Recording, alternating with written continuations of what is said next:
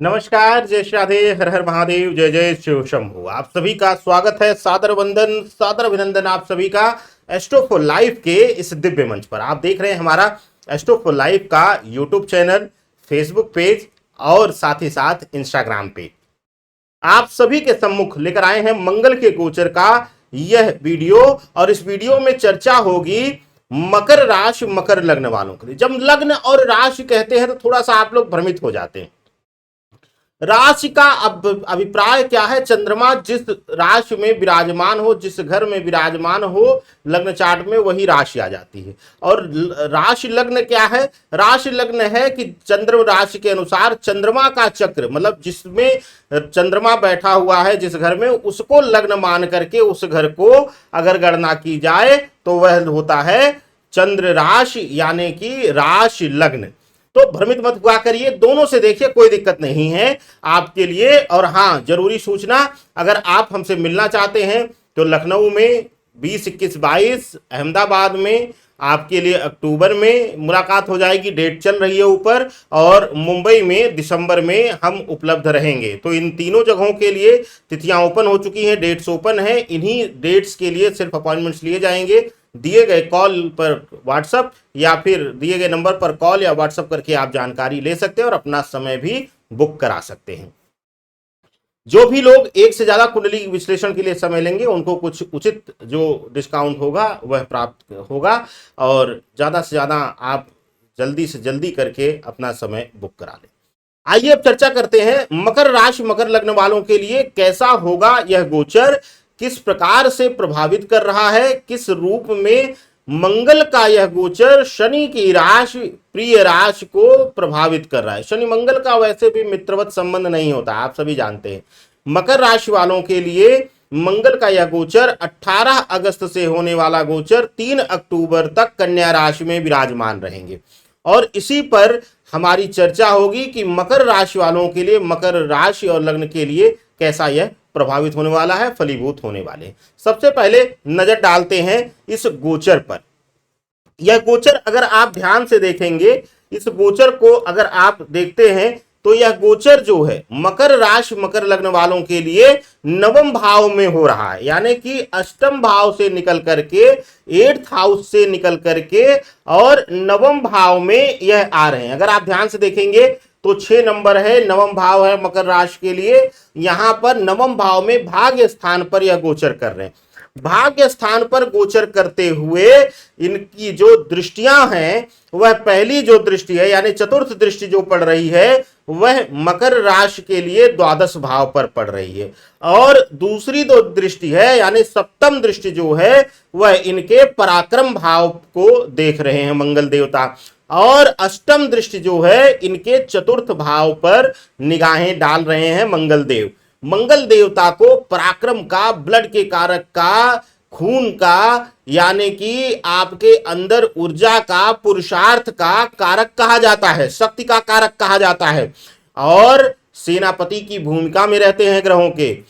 बुध के घर में है, राजकुमार के घर में है। बुध का, मंगल का और सूर्य का बड़ा घनिष्ठ संबंध है। तो आइए अब बात करते हैं एक एक करके इन्हीं 4 भावों को जिन पर बैठे हुए हैं और दृष्टि दे रहे हैं मकर राशि वालों के लिए, मकर लग्न वालों के लिए कैसा प्रभावित हो रहा है, चर्चा करते हैं। सबसे पहले चर्चा होगी नवम भाव में बैठे हुए मंगल की। आपकी राशि आपके लग्न से नवम भाव में बैठे हुए हैं, और नवम भाव में बैठने से, बुध के घर में बैठने से यहां पर शुभता ही शुभता दे रहे हैं। मकर राशि वालों के लिए बहुत दिनों के बाद एक कोई ग्रह का संयोग ऐसा आया है कि जो आपके लिए शुभता प्रदान कर रहा है। देखिए मकर राशि वालों, लगभग 2020 के बाद से आप तनावग्रस्त ही रहे हैं। 2020 के शनि गोचर के बाद आप तनावग्रस्त ही रहे हैं। हर क्षेत्र में आपको उतार चढ़ाव देखने को मिला है। अब नवम भाव यानी कि भाग्य स्थान पर बैठने से मंगल देवता का राजकुमार के घर में वैसे भी भविष्य को मजबूत करते हैं, तो फ्यूचर को लेकर के जो प्लानिंग करेंगे और साथ ही साथ किसी भी क्षेत्र में, चाहे आप नौकरी में हो, चाहे आप व्यवसाय में हो, चाहे आप पर्सनल लाइफ में कोई भी निर्णय लेंगे तो भाग्य आपका आगे आगे चल करके भाग्य प्रबल साथ देगा और आपको शुभता प्रदान करेगा। कह लीजिए कि अब तक आप अपनी राशि, अपने लग्न का भोग जो कर रहे थे वह हार्ड वर्किंग कर रहे थे और परिश्रम ज्यादा था, फल कम मिल रहा था, भाग्य का साथ कब मिल रहा था, छोटे छोटे काम बनते बनते बिगड़ जा रहे थे, लास्ट मूवमेंट पर एकदम से लास्ट सीढ़ी चढ़ करके भी कई बार पैर फिसल जाता था।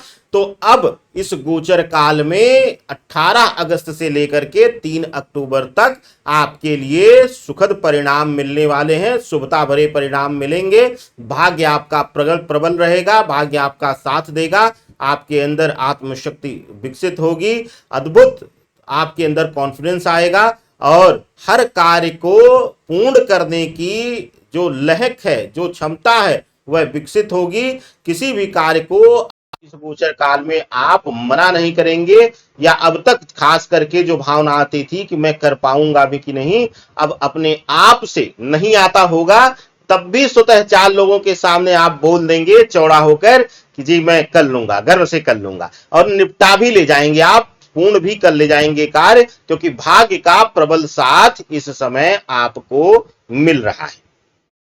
अब बात होगी चतुर्थ दृष्टि जो है वह एकादश भाव पर पड़ रही है। चतुर्थ दृष्टि एकादश भाव पर पड़ने से, 12वें भाव पर पड़ने से आप देखेंगे कि कुछ विषयों में यह कष्टकारी रहेगा। स्वतः को लेकर के अगर कोई सुख, कोई वैभव आप प्लान करेंगे, परिवार कुटुंब के लिए, लोगों के लिए आप जो भी टारगेट रख करके, लक्ष्य रख के कार्य करेंगे उसमें सफलता आएगी।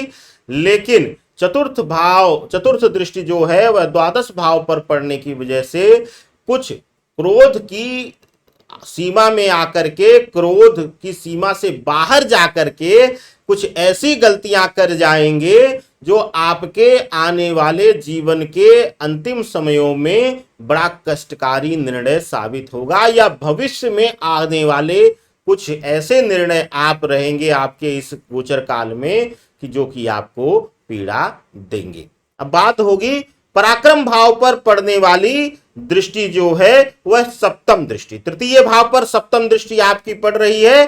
तो यहां पर आपके लिए जरूरी हो जाता है जानना कि सप्तम दृष्टि का, मंगल का मकर राशि वालों के लिए क्या प्रभाव पड़ेगा। देखिए, सप्तम दृष्टि पड़ रही है तृतीय भाव पर, पराक्रम भाव पर। तृतीय भाव पर सप्तम दृष्टि पड़ने से प्रेम भाव और पत्नी भाव या पति भाव में कुछ न कुछ भटकाव, पीड़ा और अहम आना रिश्ते में, अहंकार आना रिश्ते में, अहंकार की भावना में, रिश्ते में दर्द मिलना, यह सब दर्शाते हैं। क्योंकि तृतीय भाव पराक्रम का भाव होते हुए हमने कई बार कहा है आपको कि यह जो है वह स्वयं को अपने जीवन में जिस भी चीज को हम पराक्रम माने, जिस चीज का पराक्रम माने, उस भाव को यह प्रभावित करता है। तो सप्तम दृष्टि क्योंकि पड़ रही है मंगल की, सप्तम दृष्टि तृतीय भाव पर पड़ने से यह लव लाइफ और मैरिड लाइफ में कष्ट देता हुआ दिखाई दे रहा है।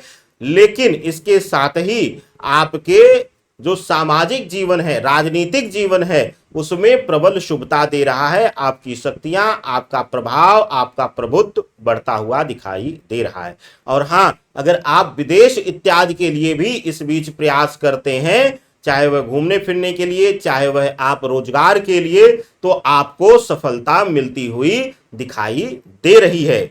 बात अब अष्टम दृष्टि यानी कि चतुर्थ भाव पर आपके जो दृष्टि पड़ रही है मंगल की, नवम भाव में बैठ करके, वह कैसा प्रभाव दे रही है, आइए एक एक करके जानते हैं। चतुर्थ भाव पर पड़ रही अष्टम दृष्टि के कारण आपको माता के स्वास्थ्य इत्यादि से पीड़ा मिल सकती है, या माता भाव से अगर कोई भू संपत्ति इत्यादि संपत्ति लाभ मिला था तो वह विवादित होकर के कानूनी लड़ाई झगड़े इत्यादि का प्रभाव दर्शा रहा है। इस तरीके का भाव यह गोचर फलित होगा। अब बात होगी मंगल के इस गोचर के नकारात्मक प्रभाव से बचने के लिए क्या है एक चमत्कारी उपाय।